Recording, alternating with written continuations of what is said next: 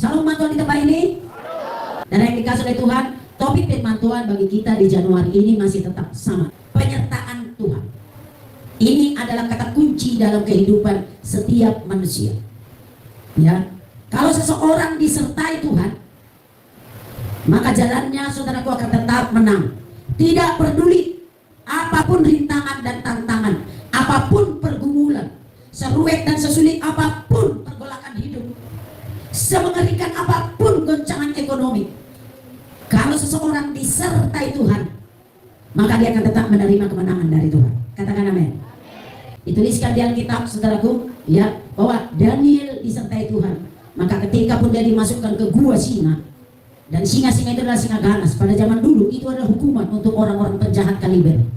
Dia akan dimasukkan ke gua singa itu, ya, dan dia akan dimakan, dicabik-cabik oleh singa itu sampai kadang-kadang habis semuanya, dilalap oleh singa-singa. Itu adalah hukuman untuk para penjahat. Tapi Daniel bukan karena jahat, tapi karena dia beribadah kepada Tuhan. Sehingga penyembah-penyembah berhala tidak setuju, antikristus tidak setuju. Penyertaan Tuhan itulah yang menjadi perlindungan bagi Daniel. Kalau kita disertai Tuhan, tidak peduli apapun rancangan musuh, penyertaan Tuhan itu tetap membawa kemenangan bagi kita. Amin saudara. Saudaraku, Musa disertai Tuhan.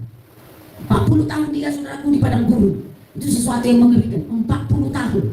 Kadang-kadang orang 40 hari menunggu udah bosan. Lagi 40 bulan. Tapi Musa 40 tahun. Dari seorang konglomerat bakal jadi Firaun, orang terhebat pada zaman itu di seluruh bumi. Tapi akhirnya karena dia saudaraku demi nama Tuhan, dia melarikan diri disingkir supaya tidak dibunuh. Tapi dikatakan Tuhan menyertai Musa, maka Musa saudaraku menjadi gagah perkasa. Musa tetap menang. Amin saudara. Sekarang dunia begitu bejat.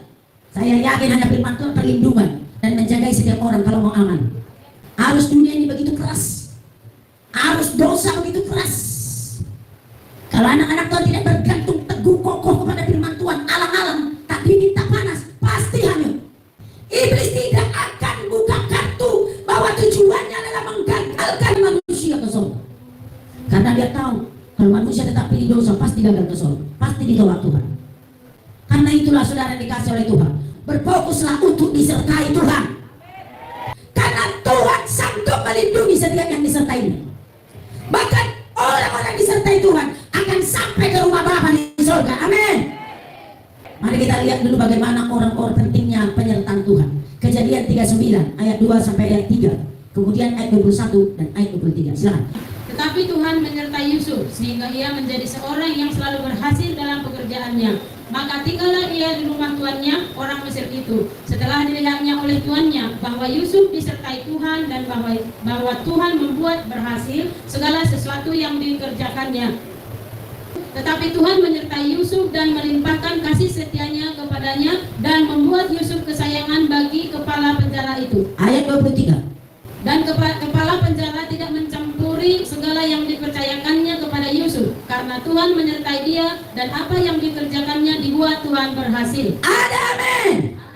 Maukah saudara sepanjang 2026 ini selalu berhasil? Berhasil dalam sekolahmu, berhasil di pekerjaanmu, berhasil memenangkan pergumulanmu, berhasil di keluargamu. Perhatikan Yusuf, 17 tahun dia tak jelas, bahkan hilang dari riwayat kehidupan. Karena apa? Dia saudaraku dijatuhkan saudara-saudaranya rame-rame ke sumur. Karena iri. Yusuf ini dikaruniai Tuhan.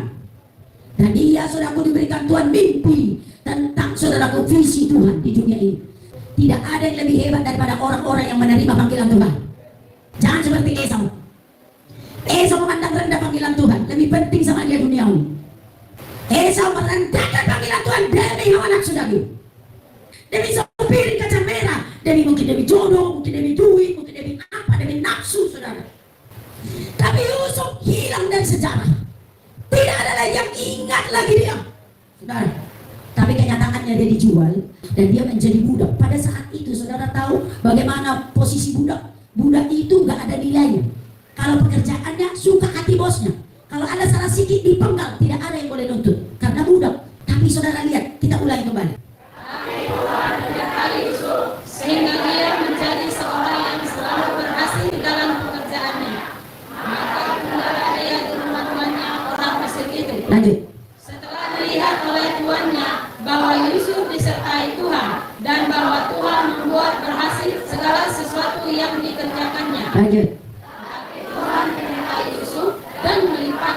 kasih setianya kepadanya dan membuat Yusuf kesayangan bagi kepala penjara itu. Lanjut.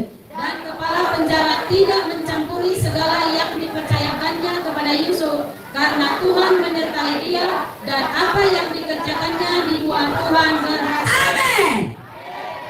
Akhirnya Yusuf menjadi Perdana Menteri. Makanya saudaraku, jangan pandang masalah, tapi pandang Tuhan yang menyelesaikan masalah. Ya. Makanya fokus kepada penyertaan Tuhan. Apapun pekerjaan saudara, dibuat Tuhan berhasil. Kalau saudara disertai Tuhan. Tidak turun tapi naik, tidak ekor tapi kepala. Berikan kemuliaan bagi Tuhan. Haleluya. Yang membelah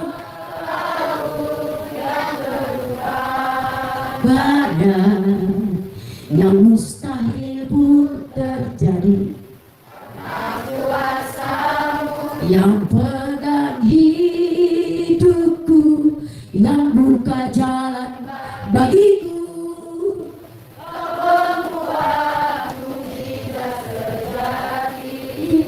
Ya, karena Musa disertai Tuhan. Ketika orang Mesir sudah mengejar orang Israel, datang naik kereta kuda mau membunuh orang Israel. Lalu orang-orang Israel menjerit, Musa, Musa, mati kita. Musa berseru kepada Tuhan, Tuhan. Tuhan bilang, pukul. Lalu Tuhan langsung dengan tongkat. Lalu saudaraku, Musa memukul, langsung terbelah dua. Karena apa? Untuk orang Israel tengah-tengah laut terbelah jadi jalan tol. Berikan kemuliaan bagi Tuhan. Itulah Tuhanmu. Ya. Lalu orang Israel jalan. Udah mau dekat saudara, tiba-tiba orang Mesir datang dengan cepat karena mereka kan pakai kuda. Lalu orang Israel berseru, Musa. Ya, udah datang mereka, udah datang. Ya, lalu Musa bilang, Tuhan, tenang. Kata Tuhan yang menyertai mereka, ini kali kalau Tuhan menyertai kita. Tiba-tiba kereta Firaun dan tentara kuda roda tidak bisa jalan. Jadi mereka sibuk mungkin membengkel. Setelah mereka sampai di seberang, siap semua pembengkelan. Lalu mereka maju lagi. Wih Musa, mereka datang lagi. Lalu Musa bilang, Tuhan. Tuhan bilang, tenang, kalau kau sertai semua beres. Tuhan bilang kepada Musa, angkat tanganmu dengan tongkatmu. Langsung air kembali semuanya kepada tempatnya, dan semua tentara Mesir hanyut mati sampai selama-lamanya. Begitulah Tuhan menolongmu kalau ada penyertaan Tuhan dalam hidupmu. Kita lanjutkan. Untuk kita disertai Tuhan ada bagian kita. Yang pertama, tinggal dalam Kristus. Mari. Yohanes 15 ayat 7. Jikalau kamu tinggal di dalam aku dan firmanku tinggal di dalam kamu, mintalah apa saja yang kamu kehendaki dan kamu akan menerimanya. Yes, ini luar biasa. Ada bonus itu. Ayat bonusnya, mintalah apa saja yang kamu kehendaki. Berarti Tuhan tidak antipati dengan permintaanmu. Katakan amin. Syaratnya itu supaya kita disertai Tuhan.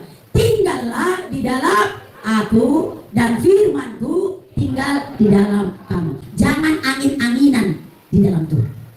Ketika ada masalah, ketika ada musibah, atau ketika hari Minggu, jangan. Yang namanya tinggal, saudara permanen di dalam Tuhan. Berjalan bersama-sama dengan Tuhan. Supaya itu bisa jadi, katanya yang kedua apa? Firmanku tinggal dalam saudara. Artinya apa? Firman itu yang menjadi patokan hidupmu.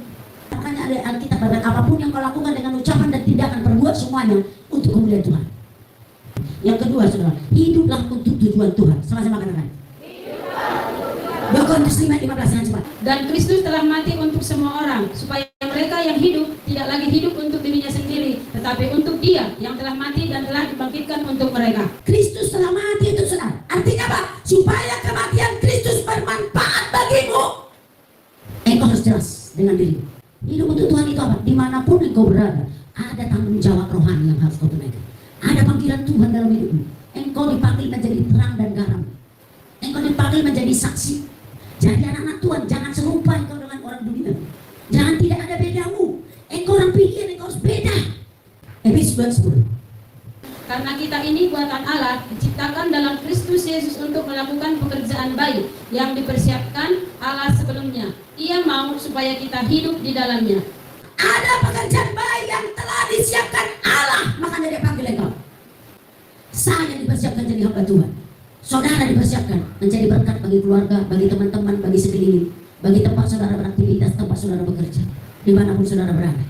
Yang terakhir, Zakaria 4 ayat 6, demikian firman Tuhan. Maka berbicaralah ia, katanya, inilah firman Tuhan kepada Zerubabel bunyinya, bukan dengan keperkasaan dan bukan dengan kekuatan, melainkan dengan Rohku, firman Tuhan semesta alam. Yes. Jadi kita melakukan semuanya ini, ada adimitra kita, ada pemimpin kita, yaitu Roh Kudus di dalam kita. Amin. Panggil dia. Dia akan membuat apa menjadi nyata. Dia akan memberikan kuasa, memberi urapan dan memberikan mujizat. Amin. Haleluya. Mari kita bangkit.